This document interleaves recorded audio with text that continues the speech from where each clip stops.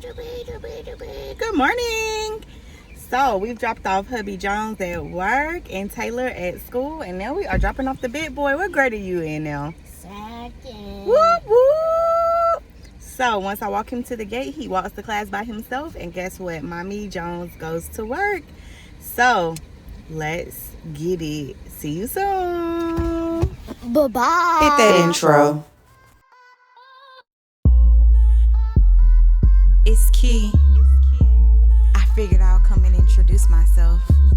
And tell you a little bit about my intentions. The goal.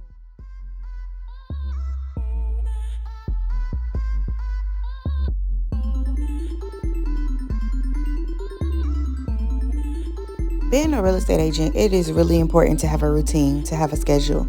So for me, even though, yes, I can work from home, once I drop everybody off, coming to the office, it works for me because it keeps me disciplined. It allows me to have self-control. It allows me to really, develop a pattern, a habit.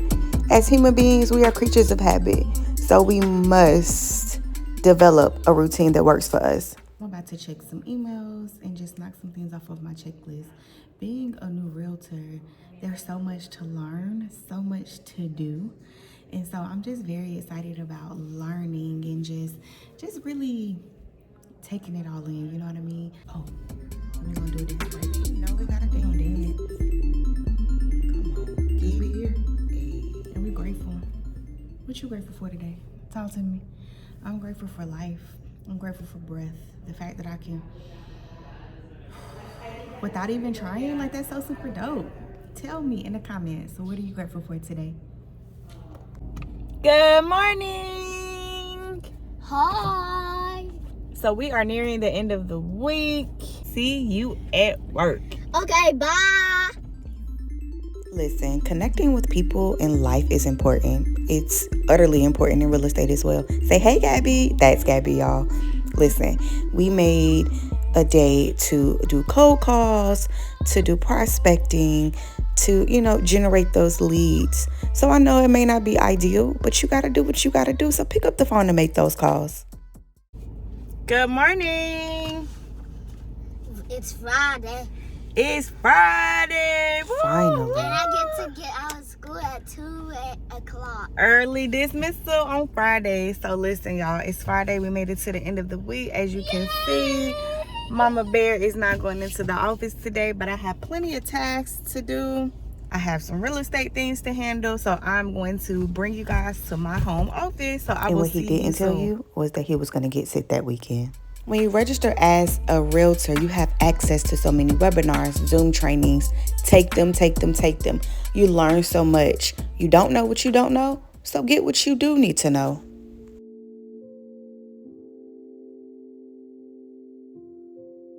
Listen, make journaling a part of your job description. It doesn't matter what you do.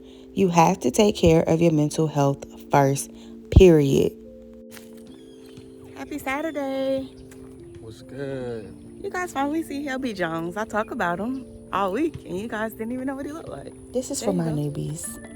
Look cute, ain't he? So listen, we're out for a walk just to mentally clear.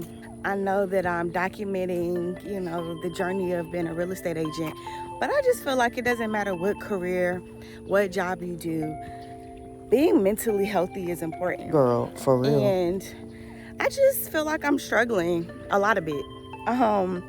Last night I kind of cried myself to sleep. I have all of these thoughts of starting a new career, all of these doubts, all of these fears. I can only be completely honest. This is my truth. This is how I'm feeling. I've done quite a bit of things in my life. I've always have been working since the age of 15. Child, I done did it all. I've ventured out and did some things of my own. And as a real estate agent, you are in business for yourself. You are an independent contractor working with your brokerage. You're your own boss. It's a lot of pressure.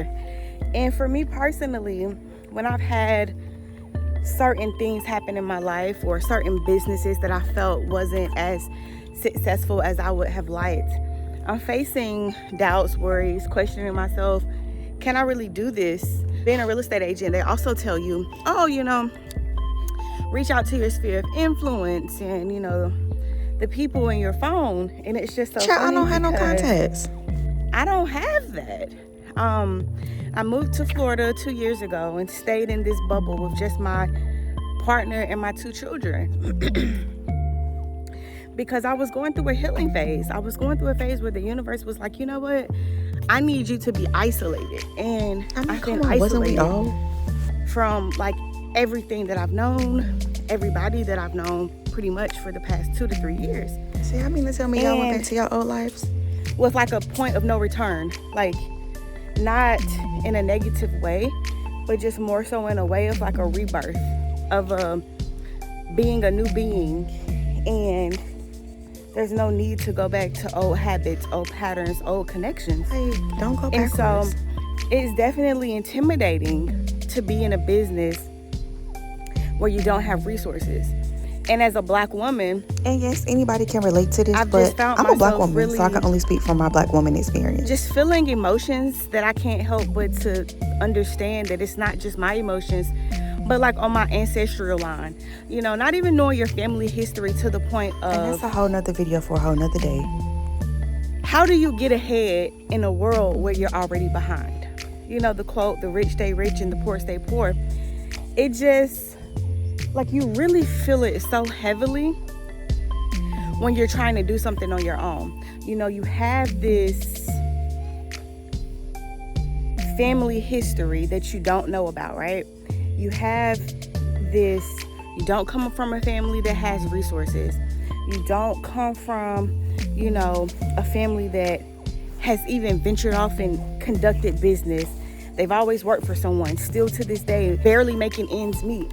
And so it just feels like a lot of pressure. Like, yeah, you want to be that person that breaks generational curses. You want to be that person that truly steps out and do what you say you're going to do and free your family and free yourself from that bondage that has been held over you for generations before, you know? But the question is like, can I really do that? And yeah, you're optimistic and I have all of this hope and all of this faith, and it's like, yeah, I could do it.